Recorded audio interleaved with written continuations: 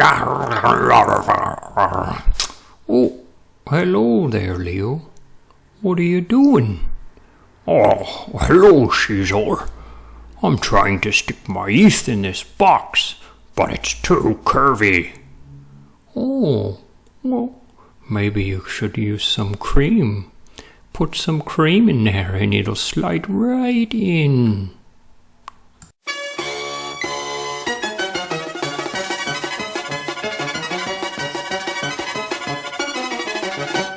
Hello and welcome to CEAZOR's Brain Sandwich.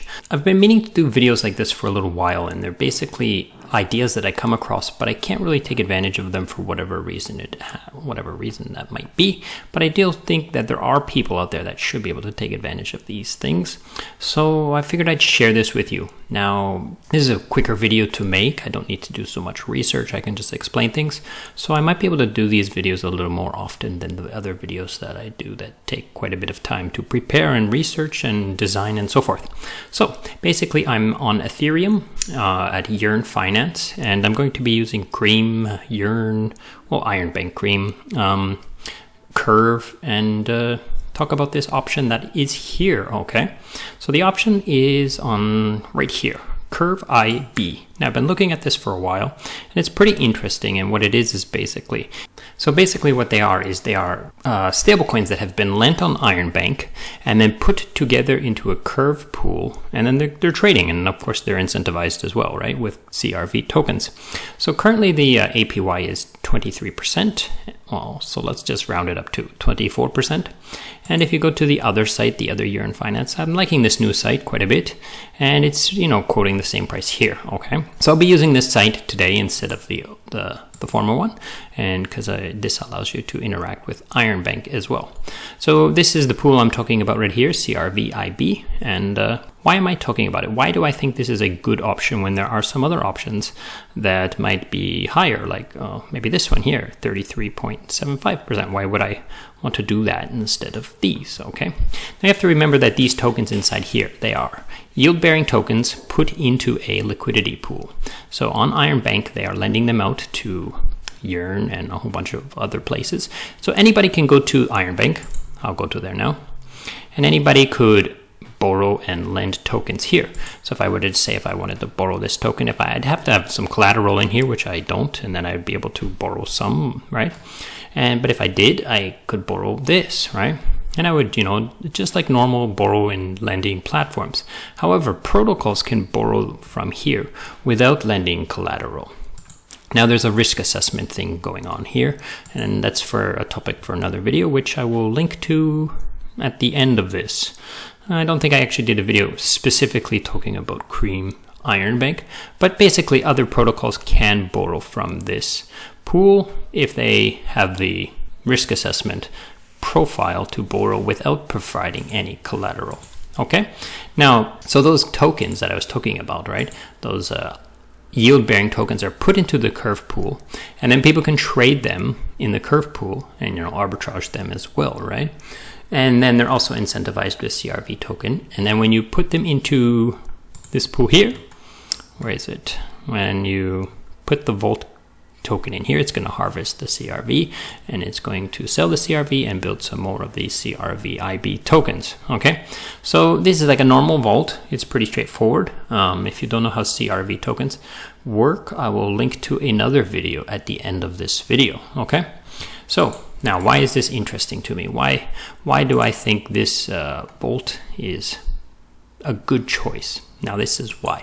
If you look at the Curve gauge weight votes, they vote on this pretty much every week, and there's about 11 hours left right now at the time of shooting this video. And if you go down, you will see that the incentivization of IronBank is going from 17 to 43%. Now Yearn will have this boosted up to 43% if I'm not mistaken.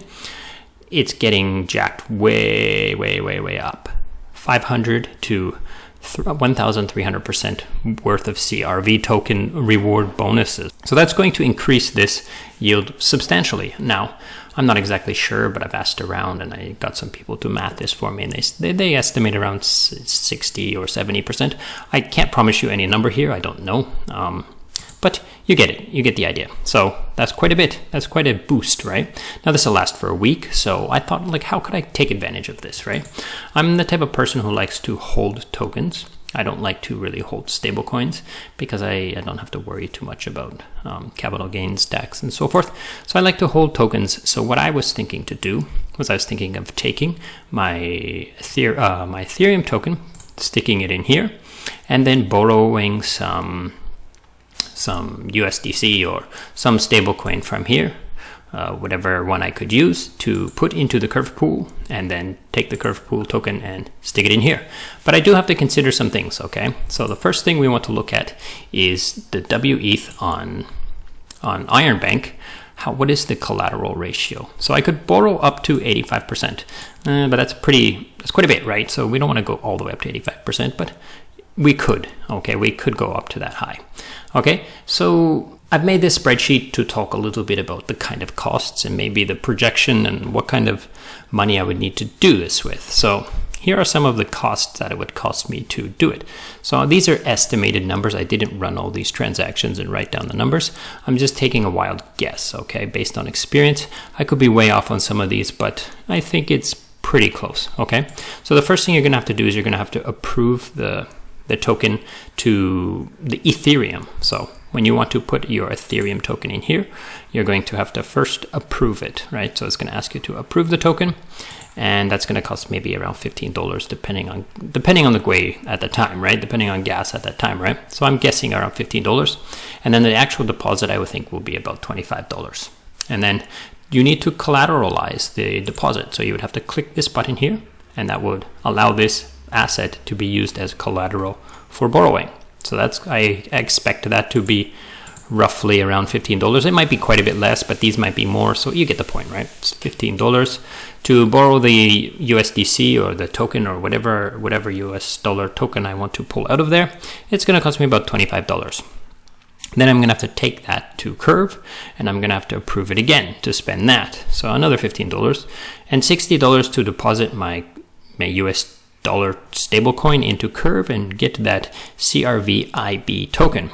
And then I have to bring it back to Yearn Finance, and I'm going to have to approve it again and then stick it into the vault. So a total of about $195, maybe give or take some, right? Depending on gas and depending on the time you do this at, right? Okay.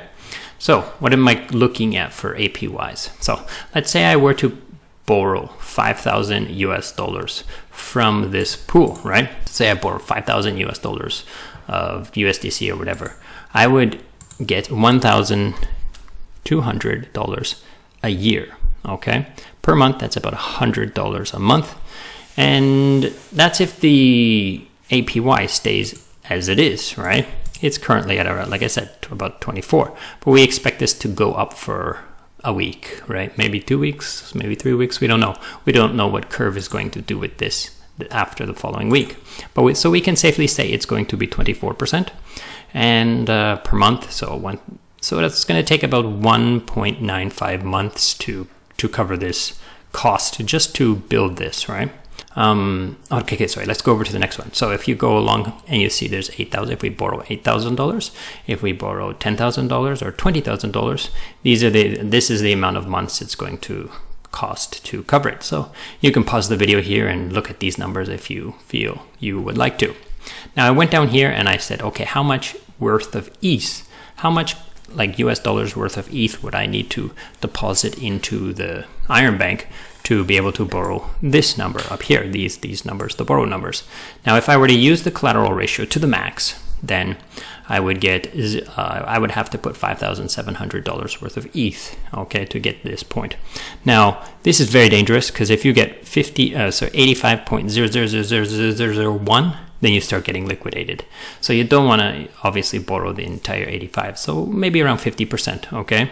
So anyhow, so maybe you borrow about 50%, and that's how much ETH you would need to put inside.